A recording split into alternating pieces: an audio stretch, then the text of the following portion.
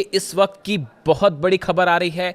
Israel में सेड्रट इलाके में 2 केमिकल फैक्ट्रीज में आग लगी है और आग की लपटें काफी दूर तक देखी जा सकती हैं, धुआं देखा जा सकता है और यहां पर राहत बचाव कार्य जारी है। लेकिन इस आग लगने के बाद इस पूरे इलाके में इजराइल में जो खबर फैली वो इस तरह की खबरें फैलने लगी कि यहां पर बड़ा धमाका हुआ है और यह कहा जाने लगा कि क्या यहां पर ड्रोन स्ट्राइक हुई है।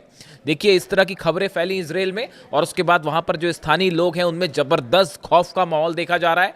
और ये जो दोनों केमिकल फैक्ट्रीज हैं दोनों सेड्रट इलाके में। देखिए, एक तो ये वो इलाका है जो बीर शेबा के करीब है। अगर आप जेरूशलम से बात करें तो करीब 70 किलोमीटर के आसपास डिस्टेंस होना चाहिए इसका। और ये वो इलाका है जहां पर पहले भी ईरान की तरफ से बड़ी स्ट्राइक्स हुई हैं, ड्रोन स्ट्राइक्स हुई हैं, मिसाइल स्ट्राइक्स हुई हैं। ये इंडस्ट्रियल इलाका है। यहाँ की 2 बड़ी केमिकल जो फैक्ट्रीज जो हैं इसमें अचानक आग लगती है और कुछ लोगों ने ऐसा दावा भी किया कि भाई धमाके हुए उसके बाद आग लगी, इसलिए इस तरह की खबरें फैली कि ये ड्रोन स्ट्राइक थी। हालांकि अभी इस बात की पुष्टि नहीं हुई है कि ये ड्रोन स्ट्राइक थी या नहीं। और इस तरह से देखिए, अब इजराइल में अगर कहीं धमाका हो जाए तो बड़ी स्वाभाविक सी बात है कि जितनी मिसाइल्स मारी हैं ईरान ने और जितनी ड्रोन स्ट्राइक करी हैं पिछले बार जब भी जंग हुई उस बीच में, तो इजराइल में खौफ का माहौल, पैनिक होना साधारण सी बात है। तो हुआ ये कि ये जैसे ही खबर आई उसके बाद इस तरह की खबरें फैलने लग गई कि भाई ये ईरान की तरफ से ड्रोन स्ट्राइक कर दी गई है। उसके बाद पैनिक का माहौल था, लेकिन वहाँ पर जो है फायर फाइटर्स पहुँचे, आग को बुझाने का काम शुरू हुआ। लेकिन इस बीच एक और बड़ी खबर आ गई। देखिए, अभी ये धमाका हुआ ही था, आग लगी ही थी, इसके बीच में खबर आ गई कि इस 2 में से एक फैक्ट्री से अमोनिया गैस लीक होनी शुरू हो गई। बड़े इलाके में धुआं और आग और धुआं का प्रभाव था। तो उसके बाद ये सेड्रट जो देखिए जो खबर है, the Sedrat municipality instructed resident of the nearby neighbourhood to remain indoors and keep their windows shut. जो वहाँ की लोकल गवर्नमेंट है, बॉडीज़ हैं, उन्होंने इस तरह के निर्देश जारी कर दिए कि जो सेड्रट के आसपास के इलाके के लोग हैं वो अपने घरों के अंदर रहें, खिड़की दरवाजे बंद कर लें, बाहर ना निकलें। यानी पैनिक का माहौल था क्योंकि खबर ये थी कि अमोनिया गैस लीक हो रही है। अगर ये बड़े पैमाने पर लीक हो जाए तो इससे काफ़ी नुकसान भी हो सकता था। लेकिन अभी जो लेटेस्ट खबरें हैं उसके मुताबिक फायर फाइटर्स मौके पे हैं। इस बात की जांच जारी है कि वाकई यहाँ से अमोनिया लीक हुई है, नहीं हुई है, और अगर हुई है तो कितनी मात्रा में हुई है, इसकी अभी पूरी जानकारी आनी बाकी है। इस तरह से भी कुछ जगह से दावे हुए हैं। जो इजराइल के अखबार आप देखें, इजराइल का मीडिया देखें, तो वो इस तरह के दावे हो रहे हैं कि अमोनिया लीक नहीं हुई है। लेकिन इस तरह के भी दावे हैं कि अमोनिया लीक हुई है। अभी स्टेटस क्या है वो पता चलेगा। इस इलाके में देखिए इतना ज़बरदस्त पैनिक का माहौल था कि जो सेड्रट से होते हुए जो ट्रेन्स जाती हैं उनको सेड्रट स्टेशन पर रोकने से मना कर दिया गया। उन्हें कहा गया कि आप फ़ौरन यहाँ से आगे निकल जाइए, इस स्टेशन पे आप ना रुकेंगे। आसपास के जो रेसिडेंशियल इलाके थे उनको काफ़ी घरों को खाली करवा दिया गया। जो थोड़े डिस्टेंस पे घर हैं उनको कहा गया कि आप घर के अंदर रहिए, बाहर मत निकलिए। यानी आप देखिए इस पूरे इलाके में, दरअसल देखिए ये बीर शेबा के करीब वो इलाका है सेड्रट का जहां पर ईरान की तरफ से शाहिद 136 ड्रोन्स ने, खास तौर पर जो 12 दिन की जंग हुई थी, इस जंग की बात नहीं कर रहा हूं मैं, पहले वाली जो जंग हुई थी 12 दिन की जंग हुई थी जिसमें ईरान ने अपनी मिसाइल्स और ड्रोन की असली पावर दिखाई थी पहली बार दुनिया को, और इजराइल घुटनों पर था। और ये हालात थे कि धमाधम मिसाइल्स गिर रही थी और बिल्डिंग्स गिर रहे थे इजराइल में। और उसके बाद जो है वो पहली बार ताकत देखी थी दुनिया ने कि ईरान की मिसाइल्स और ड्रोन की क्या ताकत होती है। तो उस समय भी ये जो सेड्रट इलाका है, जो इसका इंडस्ट्रियल इलाका है, इस पर काफ़ी ड्रोन स्ट्राइक्स हुई थी। देखिए, ईरान में लगातार अमेरिका की तरफ से धमकियां आ रही हैं कि जो है हम वहाँ के जितने ऑयल स्टेशंस हैं उनको निशाना बनाएंगे, एनर्जी स्टेशंस को निशाना बनाएंगे, वगैरह वगैरह, इंडस्ट्रियल एरिया को निशाना बनाया जा रहा है। इन हालात में नेतन्याहू जब डोनाल्ड ट्रंप से मिलने वाले हैं उसके ठीक पहले इजराइल के एक इंडस्ट्रियल कॉम्प्लेक्स में आग लग जाती है, तेजी से फैल जाती है और इस तरह से धमाके और ड्रोन स्ट्राइक की खबरें फैलने लगती हैं। इसके बाद सबको यही लगा एक बार कि ये ईरान की तरफ से, जैसा कि ईरान ने पहले ही कह रखा है कि अगर हमारे पर हमले जारी रहे या अगर हमें ज़रूरत महसूस हुई प्रीएम्प्टिव स्ट्राइक की तो हम पहले स्ट्राइक कर देंगे। इस तरह की बातें भी ईरान की तरफ से कही गई। तो ऑलरेडी पैनिक फैलना लाजमी था। तो उसके बाद हालात ये है कि अब वहाँ पर जो है काफ़ी सारी जो है फायर ब्रिगेड की गाड़ियाँ हैं और वो आग वाग बुझाने के काम में लगी हुई है। अभी किसी तरह की ड्रोन स्ट्राइक की कोई कन्फर्मेशन नहीं आई है। अगर कन्फर्मेशन आती है तो हम आपको बताएंगे, लेकिन फिलहाल इस पूरी घटना से अच्छा खासा पैनिक जो है वो इजराइल में देखने को मिल रहा है। अब देखिए, इसी बीच एक और बड़ी खबर है, मैं अगले वीडियो में इसकी चर्चा करूंगा आपसे, कि इराक में जो स्ट्राइक्स की गई हैं खासतौर पर इरबिल में ईरान की तरफ से, वहाँ इराक में अभी भी हमले जारी हैं, वहाँ पे अभी भी जो है वो दुश्मनों के खिलाफ ईरान की कार्रवाई जारी है। उसमें इजराइल के कुछ सीक्रेट अड्डों को निशाना बनाया गया है। इस पर अभी डिटेल्स ज़रा आ जाए आपसे शेयर करेंगे। और इस बीच देखिए, जो खबर है ही कि नेतन्याहू और डोनाल्ड ट्रंप की मुलाकात होने वाली है, इस पर पूरी दुनिया की नज़रें हैं कि डोनाल्ड ट्रंप और नेतन्याहू की मुलाकात में क्या होता है। पिछली बार भी जब हमले हुए थे ईरान पे, जंग शुरू हुई थी, तो उसके पहले दोनों की मुलाकात हुई थी। अब बड़े सारे ऑप्शंस जो हैं इसकी अमेरिका की मीडिया आपस में चर्चा कर रही है। ईरान की तरफ से साफ है स्टेटस, आप मिलिए मत मिलिए, जो करना है करिए, ईरान का जवाब तैयार है। हमला करोगे तो हमला मिलेगा, बातचीत करोगे तो बातचीत मिलेगी, जैसा चाहता है अमेरिका, जैसा चाहता है इजराइल, उसको वैसा जवाब दिया जाएगा। ईरान का स्टेटस बिल्कुल क्लियर है। वो अभी तो जवाब यूक्रेन को देने की हो रही है, क्योंकि कैस्पियन सागर में जो हमला किया है अभी तैयारी उसकी चल रही है। वो खुर्रम शहर 4 कभी भी फायर हो सकती है। जवाब जरूर मिलेगा यूक्रेन को, ये बात तो तय है। अब देखिए, इस बीच जो खबर है, 2-3 ऑप्शंस जो हैं जिस पर विचार हो रहे हैं।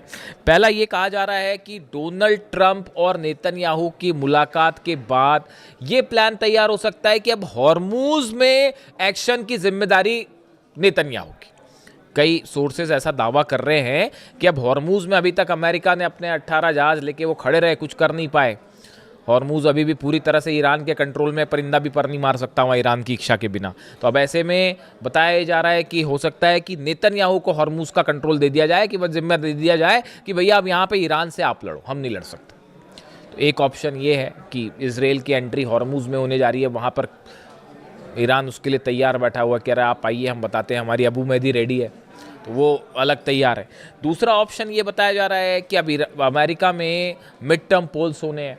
अब यहाँ बड़ी समस्या ये है, जॉर्डन में बेस तबाह हो गए, सोल्जर्स मारे गए, कुवैत में पेट्रियट तबाह हो गया, बहरीन में पेट्रियट थर्ड सिस्टम तबाह हो गए, तो भयंकर नुकसान हो गया। अब सैटेलाइट इमेजेस सामने आने लग गई हैं, और जो रिपब्लिकन सांसद हैं डोनाल्ड ट्रंप की पार्टी के, वही सवाल उठाने लगे हैं डोनाल्ड ट्रंप पर, कह रहे हैं कि भाई आपने हासिल क्या किया, आपने ईरान जाके ऑपरेशन किया, आपने हासिल क्या किया। आप कह रहे थे रिजीम चेंज होगी, वो भी नहीं हो पाई। आप कह रहे थे कि यूरेनियम पर हम कब्जा कर लेंगे, वो भी नहीं हो पाया। तो फिर आप कर क्या पाए वहां जाके? जंग आप जीत नहीं पा रहे हो, अंदर आप कदम नहीं रख पा रहे हो। तो अब ये रिपब्लिकन, ये मैं नहीं कह रहा, ये सीनेटर्स और रिपब्लिकन पार्टी के सदस्य डोनाल्ड ट्रंप पर सवाल उठा रहे हैं। तो इससे आप अंदाज लगा लिए कि मिड टर्म पोल का क्या होना है। तो डोनाल्ड ट्रंप वहां भी घबराए हुए हैं कि भाई चुनाव हार गए तो फिर बड़ी फजीयत हो जाएगी कि ईरान ने हराया, चुनाव भी हार गए। तो अब उसकी भी चिंता सताई जा रही है। तो अब नेतन्याहू से मुलाकात है। तो अब देखिए, तरह तरह की खबरें हैं। लेकिन इस बीच एक बड़ी जो गौर करने वाली बात यह है, अमेरिका के जो फाइटर जेट्स हैं, हथियार हैं, इन सबका प्लेसमेंट, लोकेशंस और मूवमेंट बाकायदा जारी है। मतलब वो कहने की बात वही है कि डोनाल्ड ट्रंप ने जैसे ये कहा कि साहब अभी हम फिलहाल मैं ईरान पर हमला नहीं करूंगा, जैसे ही डोनाल्ड ट्रंप का ये विचार सामने आया, उनकी ये बात सामने आई कि डोनाल्ड ट्रंप ये कह रहे हैं कि अभी फिलहाल जो है ऑपरेशन सस्पेंड है, मैं ईरान पे हमला नहीं करूंगा, वैसे ही ईरान ने जो है वो हमले की दुगनी तैयारी शुरू कर दी कि अब जरूर हमला होगा। जब भी डोनाल्ड ट्रंप बोलते हैं तो वो अपनी बात से पलट जाते हैं। मतलब उनको हमला करना होगा तो बोलेंगे जी मैं नहीं कर रहा, और हमला हो जाएगा। ईरान तैयार है उसके लिए। यानी डोनाल्ड ट्रंप का ये कहना कि मैं हमला नहीं करूंगा, उस तो ईरान और अलर्ट हो गया है। उसने अपनी और जो है मिसाइल तैनात कर दिए हैं। और वो जो है ईरान की सेना के जो प्रवक्ता है उनकी तरफ से बयान आ गया कि उन्होंने अपनी लोकेशंस गिना दी है कि भाई सऊदी में ये लोकेशन है, यूएई में ये लोकेशन है, कतर में ये लोकेशन है, और अगर हमला होगा सब पर एक साथ मिसाइल मारी जाएगी। तो उन्होंने अपनी एक अलग लिस्ट जारी कर दी है। और इजराइल अलग निशाने पर आ गया है। कल ही ईरान की तरफ से बयान आया था कि अगर जो अब हमला होगा तो कुछ हो ना हो, इजराइल पर तो हम जरूर हमला करेंगे। अगर अब हम पे हमला होता है, ईरान का स्टैंड साफ है, अगर ईरान पर कोई भी हमला होता है, कहीं भी हमला होता है, तो हम इजराइल पर जरूर हमला करेंगे। खासतौर पर अगर पिकेक्स माउंटेन पर हमला हुआ तो इजराइल निशाना बनेगा। अब इस बीच लग गई आग। अब सेड्रेट में इस समय आग लग गई और फिर खबर इस तरह से फैल गई कि धमाका भी हुआ था और ड्रोन स्ट्राइक तो नहीं, तो वो उसको इस तरह से लेने लगे। हालांकि अभी ऐसी खबरें नहीं है, लेकिन चूंकि आग लगी, पैनिक की बात थी और अमोनिया फैलने वाली बात थी, इसलिए आप तक पहुंचाना ज़रूरी था। इसके अलावा अब देखिए, एक तो ऑप्शन ये हो गया, अब एक और नया जो है वो सोर्सेस से नई हलचल और शुरू हो गई है कि डोनाल्ड ट्रंप को उनके कुछ एडवाइजर्स ये बता रहे हैं कि भाई देखिए देखिए असल में हुआ ये जो इनसाइड स्टोरी है, एक बैठक हुई, मैं इसका जिक्र पहले भी कर चुका हूँ, आपको बताता हूँ मैं। अमेरिका में एक बैठक होती है, उस बैठक में जनरल डेनकेन शामिल थे, चीफ जॉइंट ऑफ स्टाफ, वो शामिल थे, हेस्गेट शामिल थे, डोनाल्ड ट्रंप और तमाम एडवाइजर्स इनके शामिल थे। ब्रैड कूपर जो है उनसे बात की गई, सेंटकॉम के जो चीफ हैं, जो ऑपरेशन देख रहे हैं ईरान के, तो सेंटकॉम चीफ जो है उनकी तरफ से बयान आया कि देखिए हमने ईरान के ऊपर जितनी एयर स्ट्राइक करनी थी वो कर ली, अब इससे और ज़्यादा हम जो है कोई अपना गोल हासिल नहीं कर सकते। उन्होंने सच्चाई कबूल कर ली असल में ये कि हम जितना नुकसान कर सकते थे ईरान का। एयर स्ट्राइक, देखिए हर ऑपरेशन की एक सीमा होती है, आप एयर स्ट्राइक करके किसी को हरा नहीं सकते, किसी देश को। तो अमेरिका का वो ब्रैड कूपर का कहना है ऐसा है, हमने जितनी एयर स्ट्राइक करनी थी वो कर लिया, अब हम ईरान को और एयर स्ट्राइक करके हम कुछ हासिल नहीं करेंगे। तो अब एयर स्ट्राइक करके हासिल नहीं करेंगे तो कैसे हासिल करेंगे? तो फिर उसका एक ही ऑप्शन बचता है, ग्राउंड ऑपरेशन करिए, सोल्जर्स को अंदर ले जाइए। डोनाल्ड ट्रंप ने आज वो एक और फिर डाल दिया पोस्ट, एक तो वो B-2 बॉम्बर के साथ दिखाई दे गए और फिर खार्ग आइलैंड पर हमला करते हुए एक सोशल मीडिया पे पोस्ट डाल दी। तो उसके बाद ये स्पेकुलेशंस चल पड़े कि भाई अब ग्राउंड ऑपरेशन होने वाला है, उसके लिए ईरान अलग तैयार बैठा है, एक भी कदम रखेगा सैनिक तो वो उसने अपनी प्लानिंग कर रखी है। ग्राउंड ऑपरेशन का बदला ग्राउंड ऑपरेशन, इधर से अमेरिका की सेना घुसेगी, उधर ईरान की सेना जवाब तो देगी, वो लड़ेंगे, वो तो अलग होगी मारकाट, लेकिन उसके बाद ईरान की सेना भी कहीं भी घुस सकती है साहब, ये इस बात को भी समझ लीजिए। पता चला इराक पे कब्जा कर लिया, घुस गए अंदर, कुवैत में घुस गए अंदर, कुछ भी हो सकता है। ये जो है इन्होंने अपनी अलग पॉलिसी तैयार कर रखी है ईरान ने कि वो दुश्मन से एक कदम आगे चलेगा, मतलब जो चीज़ नहीं सोची होगी वो कर लेंगे। इस तरह की खबरें थी भी पहले कि अब जो ग्राउंड ऑपरेशन बार बार जो अमेरिका करता है, ग्राउंड ऑपरेशन, इस बार ईरान की सेना ने भी ग्राउंड ऑपरेशन का प्लान तैयार कर रखा है कि कैसे घुस के मिलिट्री अड्डों पर कब्जा किया जाए अमेरिका के, इसका प्लान भी तैयार है। वो 8 लाख सैनिक ऐसे ही नहीं बैठे और बड़े गुस्से में बैठे हैं साहब अली खामेनी साहब की शहादत के बाद से, वो कुछ भी हो सकता है। तो फिलहाल ये खबर आप तक पहुंचानी ज़रूरी थी।